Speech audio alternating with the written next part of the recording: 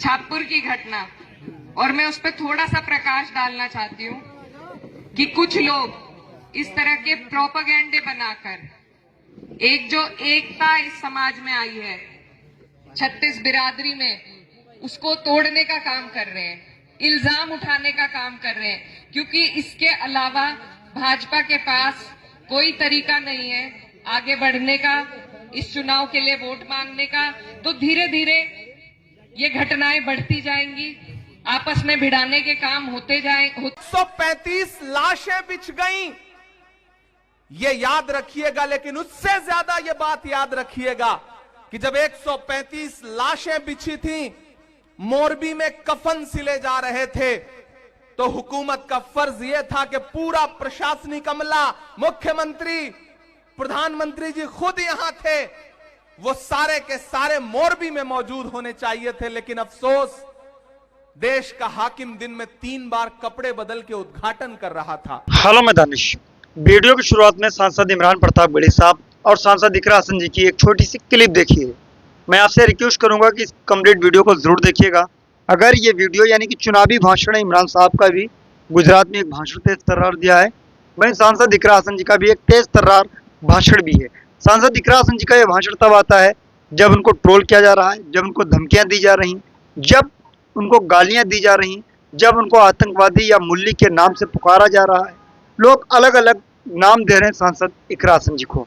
ऐसे मौके पर सांसद इकरा हसन जी इतना सब कुछ सुनने के बाद एक जनसभा को संबोधित करती हैं और उस दौरान अपने उस फीलिंग्स को बयां करती हैं। क्या कुछ कह रही हैं, आइए एक वीडियो के माध्यम से जानने की कोशिश करते हैं। पहले हम वीडियो देखेंगे इमरान प्रताप गढ़ी साहब का, वीडियो को देखिएगा।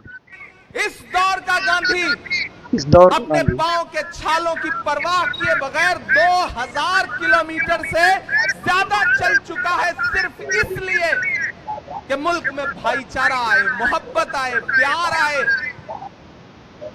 मेरे भाई, 5 दिसंबर को आपको ईवीएम की कतारों में खड़े होना है, पोलिंग बूथ पर जाना है। तो जब जाइए तो बुनियादी मुद्दों को याद करके जाइए।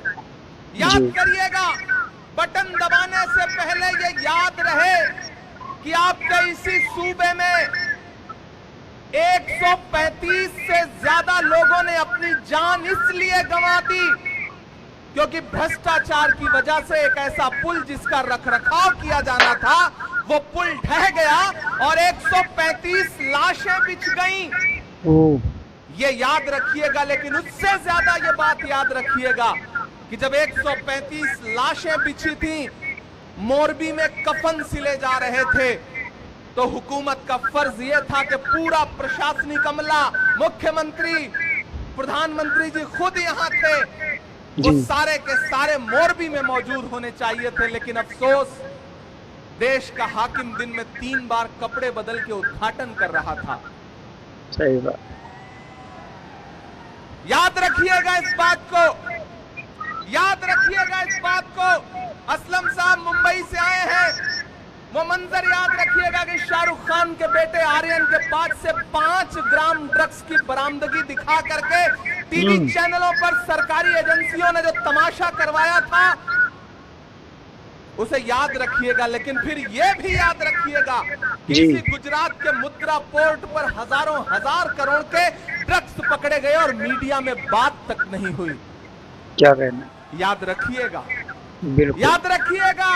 नौजवान साथियों, आप खासतौर से याद रखिएगा कि यह गुजरात है जहां 40 लाख रजिस्टर्ड बेरोजगार हैं, और आप जब नौकरी पाने की तलाश में पर्चा भरते हैं तो पर्चा देने से पहले पेपर लीक हो जाता है, लगातार पेपर लीक हो रहे हैं। याद रखिएगा, याद रखिएगा बटन दबाने से पहले कि ये गुजरात है, यहां शराबबंदी है, लेकिन इसी गुजरात में एक दिन में जहरीली शराब पीने से 70 से ज्यादा लोग अपनी जान गंवा देते हैं। और जब मैं और कांग्रेस के बाकी सांसद पार्लियामेंट में खड़े होकर के उस दौरान सरकार से कहते हैं कि जवाब दो, इन 70 मौतों का गुनहगार कौन है, तो सरकार कहती है कि हम इस पर बात नहीं करेंगे। याद रखिएगा, जरूर याद रखिएगा, बिल्कुल। वो आपको भटकाने की कोशिश करेंगे। वो उनका एक मुख्यमंत्री आएगा, वो कहेगा कि राहुल गांधी की दाढ़ी तो सद्दाम हुसैन से मिलती है, वो आपको भटकाने की कोशिश करेगा। लेकिन जब वो ये कहे तो पलट के आप उन्हीं से कह दीजिएगा कि भैया आप भी आईना देख लो, आपकी शक्ल भी मोदी जी के दोस्त नवाज शरीफ के जैसी लगती है। क्या बात है, उन्हें कह दीजिएगा, मुद्दों पे डटे रहिएगा, पूछिएगा कि महंगाई कैसे बढ़ गई। आप तो कहते थे कि मैं चौकीदार हूं, मेरे हाथ में देश की तिजोरी सौंप दो, मैं खजाना नहीं लुटने दूंगा। लेकिन मेरी माओ बहनों, ये याद रखिएगा कि आज से 6 साल पहले एक दिन टीवी चैनलों पर वो नमूदार हुए और उन्होंने कहा कि भाइयों बहनों, आज से 500 और 1000 का नोट बंद। जानते हैं क्यों? क्योंकि आपने अपने पल्लू में छुपा करके, रसोई में आटे के डब्बे में छुपा करके जो थोड़े बहुत पैसे रखे थे ना घर वालों से, ताकि बच्चों की किसी मुसीबत में काम आए, उस पैसे को आपसे छीन के बैंक में जमा करवाना था, ताकि अपने उद्योगपतियों, दोस्तों का कर्जा माफ किया जा सके, आपको लूट करके अमीरों की तिजोरी भरी जा सके। याद रखिएगा, तब जाइएगा और वोट करिएगा। बिल्कुल। मैं तो अलग ऐलान चारों तरफ सवाल करता हुआ फिर रहा हूं। डराने की कोशिशें की जाती हैं, आवाज दबाने की कोशिशें की जाती हैं। कहा गया है, सुना गया है, कोई न बोले, वाह। दराजों को मशवरा है, कोई न बोले। अजीब लुकनत पसंद हाकिम से वास्ता है, जो चाहता है, जो सोचता है, कोई न बोले। लेकिन मैं बोल रहा हूं।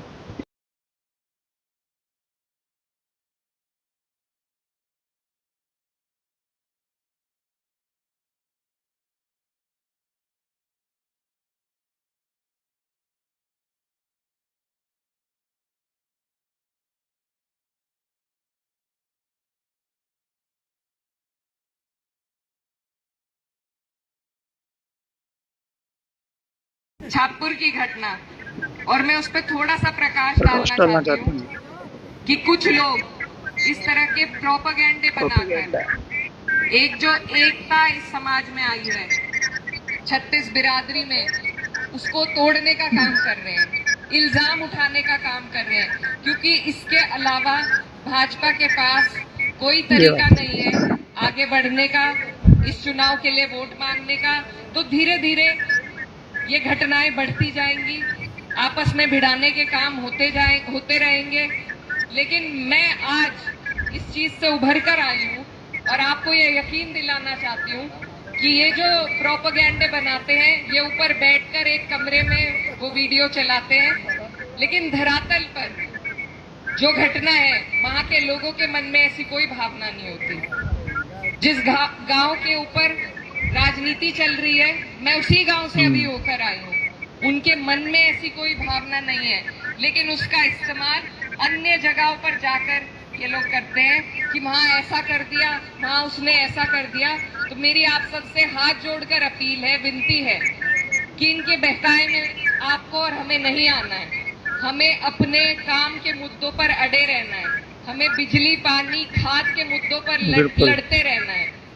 ये हमें अलग अलग करना चाहते हैं ताकि हम इनसे सवाल ना पूछ सके, ताकि हम इनसे इनकी काम का जायजा ना ले सके। नौकरियां, हमारे भाई आज बेरोजगार घूम रहे हैं, किसानों के क्या हालात हैं ये आपके सामने है। जब लोकसभा चुनाव चल रहा था तो कहा गया था कि गन्ने का पेमेंट 400 का कर देंगे, आज तक तो हुआ नहीं। तो इनके सारे वादे सब झूठे हैं।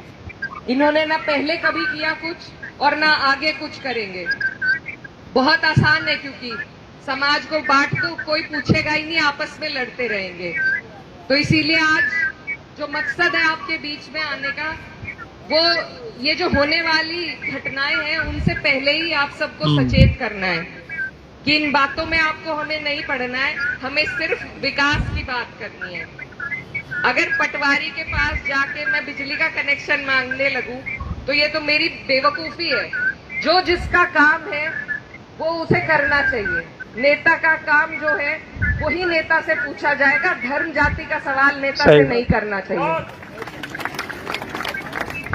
तो इसीलिए आप लोगों को जागरूक रहना है और इस मुट्ठी को बंद करके मजबूत करना है। और यहाँ से समाजवादी पार्टी को अगर आप मजबूत करेंगे, मैं कहती हूँ 10 साल हमने भाजपा को देख लिए, ऊपर भी नीचे भी, आज भी सब खतरे में ही है। तो हिफाजत क्या होगी कहना? कब? ऐसा कौन ऊपर से उतर के आएगा जब इन्हें सुरक्षित महसूस कराएंगे? ये सबको ऊपर भी इनकी सरकार है, नीचे भी इनकी सरकार है, लेकिन फिर भी आप और हम बदहाल हैं। तो इस सरकार को, आपको और हमें, जो ना कुछ सुन सकती है ना कह सकती है, सिर्फ फरमान जारी करना जानती है। मेरी डेंटिंग पेंटिंग से अगर आपका कुछ लाभ होता हो तो मैं करवा लूंगी। पानी तो फिर भी नहीं आना, बिजली तो फिर भी नहीं आनी, हालात तो झुके तू रहेंगे। तो इनके इन प्रोपोगेंडो से, इन बातों से उभर के हमारे बच्चों की शिक्षा, उनका स्वास्थ्य, हमारे युवाओं का रोजगार, दोस्तों, आपको सांसद इकरा हसन जी का भी आपने वीडियो देख लिया, और उसके बाद में पहला वीडियो आपने इमरान प्रताप बड़ी साहब का वीडियो देखा, जिसमें रोजगारी, महंगाई को लेकर के काफ़ी जोर शोर से उन्होंने अपना भाषण दिया है। और सांसद इकरा हसन जी ने भी यही कहा कि भाजपा सिर्फ नफरत की राजनीति करती है, भाजपा धर्म के नाम पर वोट मांगती है, दो धर्मों के बीच में लड़ाई लड़वाती है, उसके बाद में धर्मों के नाम पर के हिंदू मुसलमान करके, मंदिर मस्जिद करके वोट मांगती है। तो ऐसा कहना है सांसद इकरा हसन जी का। उन्होंने इल्ज़ाम लगाए भारतीय जनता पार्टी पर। वहीं इमरान प्रताप बड़ी साहब ने गुजरात के सरजमी पर खड़े होकर के कहा, अगर यहाँ शराब बंदी है तो पिछले एक दिन में 70 से ज़्यादा लोगों की मौत हो गई जहरीली शराब पीने से। तो आर्यन खान का भी जिक्र किया कि कुछ ग्राम ड्रग्स मिल गए, तो उसमें टीवी मीडिया ने बहुत कुछ बना डाला। तो कहने का मतलब ये है कि इमरान प्रताप गढ़ी साहब ने भारतीय जनता पार्टी की ओर इशारा किया, सांसद इकरा हसन जी ने भी भारतीय जनता पार्टी की ओर इशारा किया। तो कुल मिला के बात यह है कि आपको दोनों वीडियो में किसका वीडियो ज़्यादा पसंद आया है, ये कमेंट करके ज़रूर बताएं। हम इसी तरीके के वीडियोज़ अपने डीएल गोल्डन न्यूज़ चैनल पर आप सभी के लिए वक्त पर लेकर हाजिर होते रहेंगे। मिलते हैं किसी और वीडियो के साथ। दुआओं में रहना। जय हिंद।